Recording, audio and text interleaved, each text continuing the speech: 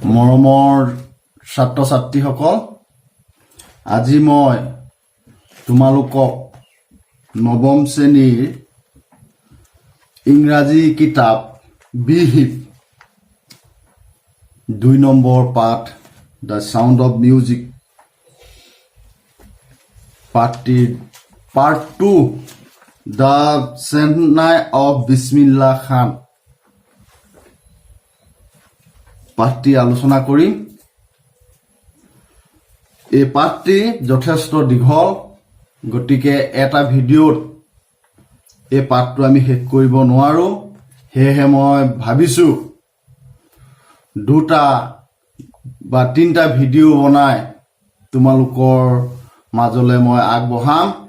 আজি মই এই পাঠটি দ্য চেন্নাই অফ বিছমিল্লা খান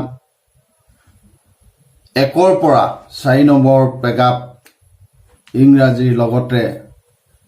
অসমীয়াত আলোচনা কৰিম। গতিকে তোমালোকে তোমালোকৰ ঘৰত কিতাপ পত্ৰ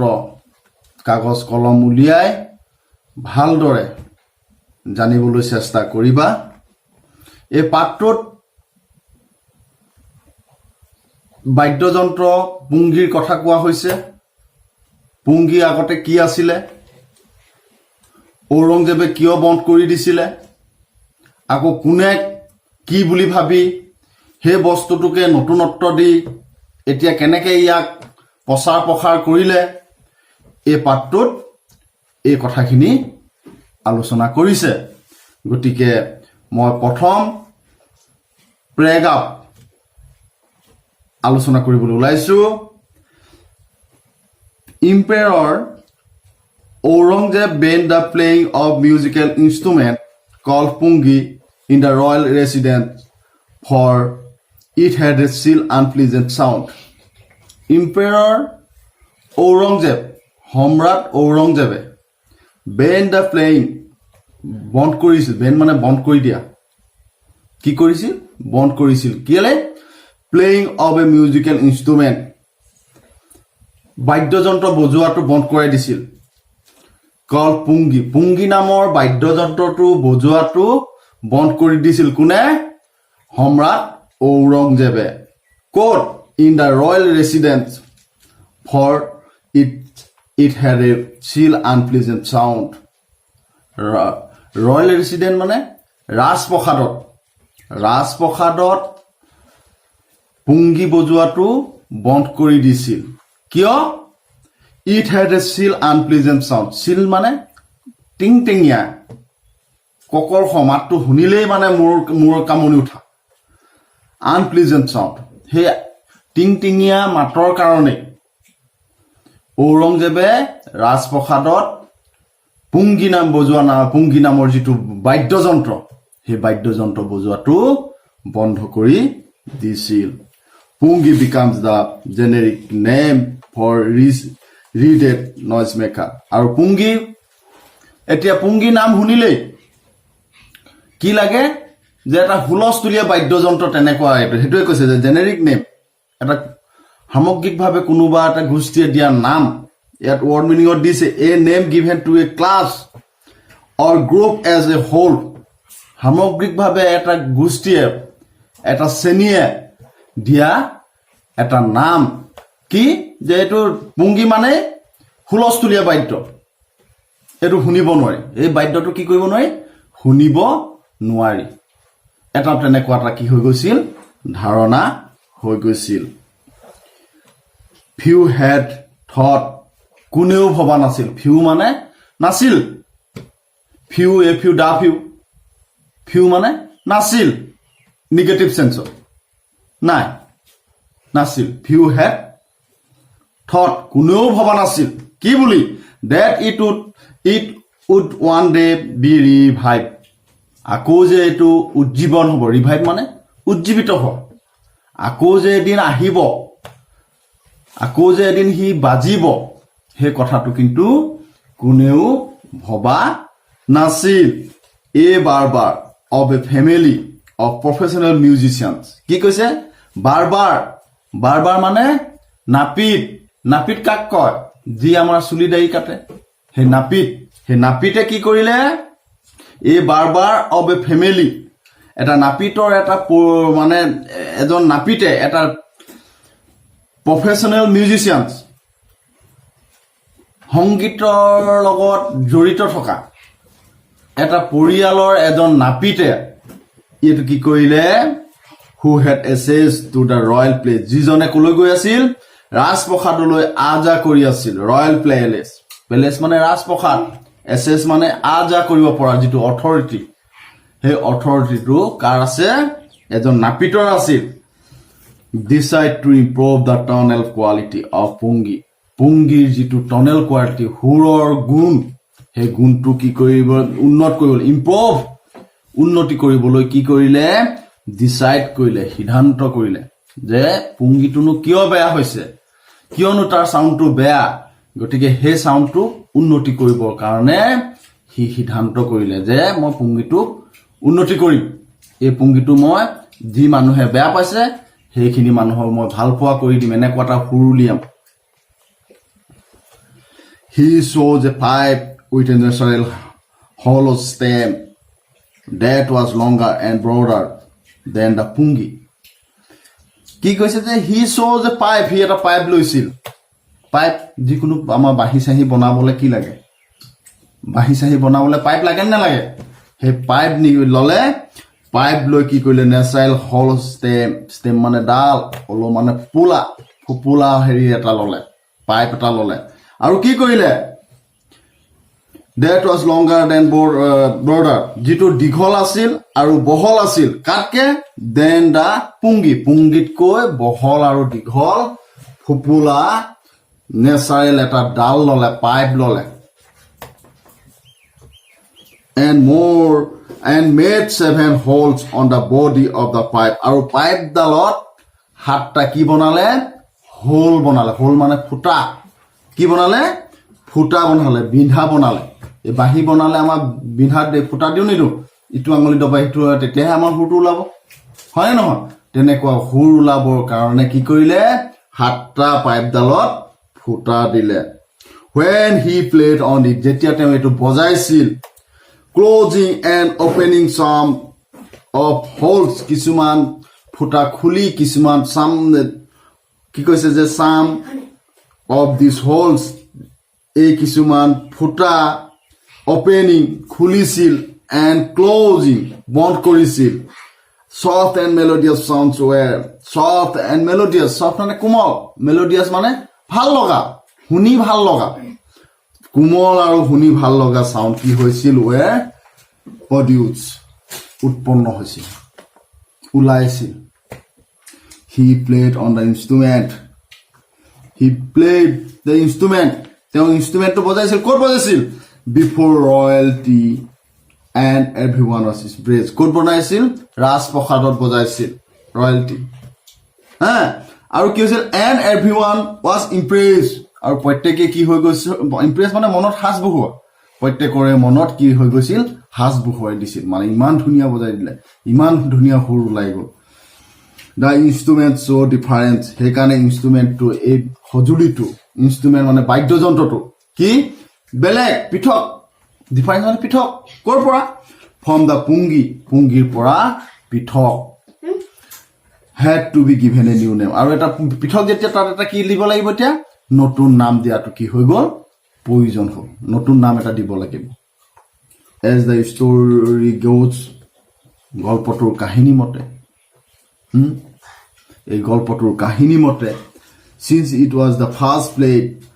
in the Shah's chamber এটো ক'ত বজাইছিলে শাহ মানে ৰজাৰ চেম্বাৰত বজাইছিলে and was played by a nine মানে বেকেটত দি দিছে বাৰবাৰ নাই মানে কি বাৰবাৰ নাপিত কোনে বজাইছিল এ নাই এজন নাপিতে বজাইছিল the instrument was named the Chennai আৰু হেতু কাৰণে এই ইনস্ট্ৰুমেন্টটোৰ নাম কি হৈ গ'ল চেন্নাই অৰ্থাৎ প্ৰথম ক'ত বজাইছিলে ৰজাৰ চেম্বাৰত অৰ্থাৎ শাহৰ চেম্বাৰত বাদশাহৰ চেম্বাৰত গতিকে বাদশাহৰ শাহটো ললে আৰু নাই মানে নাপিত গতিকে নাপিত বাৰবাৰ বুলি নকৈ ডাইৰেক্ট নাই নাইটো তাত লগাই দিলে কোনে বজাইছিলে নাইটো নাই মানে নাপিতে বজাইছিলে আৰু ক'ত বজাইছিলে ৰাজাৰ চেম্বাৰত বজাইছিলে গতিকে সেই যন্ত্ৰ বাদ্যযন্ত্ৰটোৰ নাম কি হ'ল সাহনাই এতিয়া 2 number পেগাপটো the sound of the sahnai began to be considered auspicious মানে মংগলময় শুভ auspiciousৰ অৰ্থটো মিনিংটো কি শুভ মংগলময় অৰ্থাৎ the sound of sahnai শব্দটো সুৰটো begin to be considered কি কৰিবলৈ ললে বিবেচনা কৰিবলৈ ললে কি বুলি auspicious এই সুৰটো মংগল ধ্বনি নিচিনা মংগলৰ সুৰ হিচাপে কি হ'ল বিবেচিত হ'ল and for this reason এই কাৰণে and for this reason আৰু এই কাৰণে এইটোৰ বাবে it is still played এটো বাজি আছে in temple and an indispensable component ক'ত বাজি আছে temples মন্দিৰবোৰত বাজি আছে temples মানে মন্দিৰবোৰ temple মানে মন্দিৰ temples মন্দিৰবোৰত আৰু কি হৈছে an indispensable component indispensable মানে যাক আমি এৰি চলিব নোৱাৰো এটোৱে কৈছে যে without which a piece of work cannot be done অপৰিহাৰ্য অংগ হৈ পৰা নিচিনা লাগিবই থাক হেতু বাজিবই লাগিব কৰিবই লাগিব তেনেকুৱা the indispensable components of any North Indian wedding অৰ্থাৎ উত্তৰ ভাৰতৰ বিবাহত হেতু বাজিব লাগিবই মানে এই নেবাজিলে মানে এটো বিয়া নহয় আৰু এখন হে বিয়াখন নহব মানে এখন মানে বজাৰটো বাধ্যতামূলক বাজিবই লাগিব তেনেকুৱাকে সেই চেন্নাইটো কি হৈ গ'ল বিবেচিত হৈ গ'ল হেতু বাজিলেহে মংগল ধ্বনি হয় যেনেকৈ আমাৰ উৰুলি দিয়ে নিদিয়ে মহিলাসকলে উৰুলি দিয়াৰ দৰে এইটো আমাৰ কি হ'ল পবিত্ৰ ধ্বনি হৈ গ'ল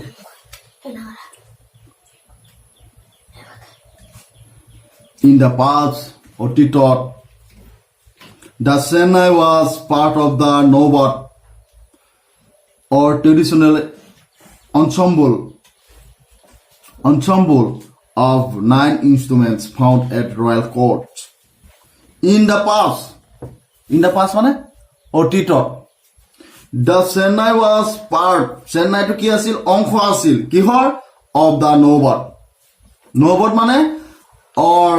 traditional ensemble of 9 instruments found at royal court অৰ্থাৎ ৰাজ দৰবাৰত পুৱা 9 বিধ বাদ্যৰ ভিতৰত চেন্নাইও এবিধ কি হৈ গ'ল কি আছিল এই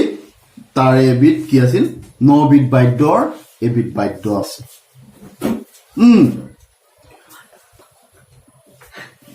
till recently it was used only in temples and wedding এতিয়া এটো ক'ত বাজি আছিল ক'ত বাজি থাকে মন্দিৰত বাজি থাকে আৰু বিবাহবোৰত বাজি থাকে the credit for bringing এই ক্ৰেডিটটো কাৰ বাবে কহিয়া কাৰণে আনিছে bringing these instruments onto the classical stage goes to Ustad Bismillah Khan এই যে আজি ক্লাসিক্যাল স্টেজলে লৈ আহিলে শাস্ত্ৰীয় স্টেজলে যে লৈ আহিলে তো এই গটিকে এই ক্ৰেডিটটো কোনে পায় বিসমিল্লাহ উস্তাদ বিসমিল্লাহ খানে পায় অৰ্থাৎ উস্তাদ বিসমিল্লাহ খানৰ কাৰণে আজি চেন্নাইটো কি হৈ গ'ল ক্লাসিক্যাল স্টেজলে আহিবলৈ সক্ষম হ'ল আমি এটা 3 নম্বৰ পেগাপটো আলোচনা কৰিম এজ এ 5-year-old 5 বছৰ বয়সত বিসমিল্লাহ খান প্লেড বিসমিল্লাহ খানে খেলিছিল কি খেলিছিল গিল্লি ডাণ্ডা খেলিছিল আমাৰ যেনেকৈ টাংগুটি খেলো ক্ৰিকেট খেলো তেনেকুৱা gilli danda one kind of game which play Bismillah Khan যেটো কোনে খেলিছিলে বিসমিল্লাহ খানে খেলিছিলে ক'ত খেলিছিলে নিয়াৰ এ পণ্ড পুখুৰীৰ কাষত পণ্ড মানে পুখুৰী ক'ৰ পুখুৰী in ancient estate of Dumraon in Bihar বিহাৰৰ ডুমৰণপুৰৰ প্ৰাচীন পুখুৰীৰ কাষত বিছমিল্লাহ খানে কি খেলিছিল গিল্লি ডাণ্ডা খেলিছিল he would regularly go to the nearby Balaji temples he কলৈ গৈছিল হি উড ৰেগুলাৰলি গো তেওঁ সদায় গৈছিল টু দা নিয়াৰবাই বিহাৰীজী টেম্পলছ বিহাৰীজী মন্দিৰলৈ সদায় গৈছিল কেলে গৈছিল টু সিং গাবলৈ দা ভোজপুৰী সত্য গাবলৈ তেওঁ বিহাৰীজী মন্দিৰলৈ সদায় গৈছিল at the end of which he would earn a big laddu ৱেইং 1.25 kg যিটোৰ শেষত কি পাইছিল তেওঁ 1 কেজি 25 গ্ৰাম 1 কেজি 25 গ্ৰামৰ এটা লাডু পাইছিল এই প্ৰাইজ এটা কি পাইছিল পুৰস্কাৰ পাইছিল গিভেন বাই দ্য লোকেল মহাৰাজা আৰু কোনে দিছিল সেইটো স্থানীয় মহাৰাজাই এই প্ৰাইজটো দিছিল কাক দিছিল বিছমিল্লাহ খানক দিছিল কেতিয়া দিছিল যেতিয়া বিছমিল্লাহ খান বিহাৰীজী মন্দিৰত ভোজপুৰী সাহিত্য গাবলৈ গৈছিল তেতিয়া স্থানীয় মহাৰাজাই 1 কেজি 25 গ্ৰামৰ এটা লাডু পুৰস্কাৰ হিচাপে তেওঁক দিছিল দিছ হেপেণ্ড এইটো ঘটিছিল 80 years ago 80 বছৰৰ আগত and the little boy has traveled far to earn the highest civilian award in India the Bharat Ratna আৰু এই সৰু ল'ৰাটোৱে কি হৈ গৈছিল ভ্ৰমণ কৰি যাত্ৰা কৰিছিল উচ্চতৰ পৰা উচ্চতলৈ কি কৰিছিল যাত্ৰা কৰিছিল য'ত ভাৰতৰ আটাইতকৈ সৰ্বোচ্চ সন্মান কি ভাৰত ৰত্ন নিচিনা সন্মান বুটলিবলৈ কি হৈছিল সক্ষম হৈছিল আমি এটা 3 নম্বৰ পেগাপটো শেষ কৰিলো আমি 4 নম্বৰ পেগাপলৈ আহিছো 4 নম্বৰ পেগাপটোত কি কৈছে যে born on 21st March 1916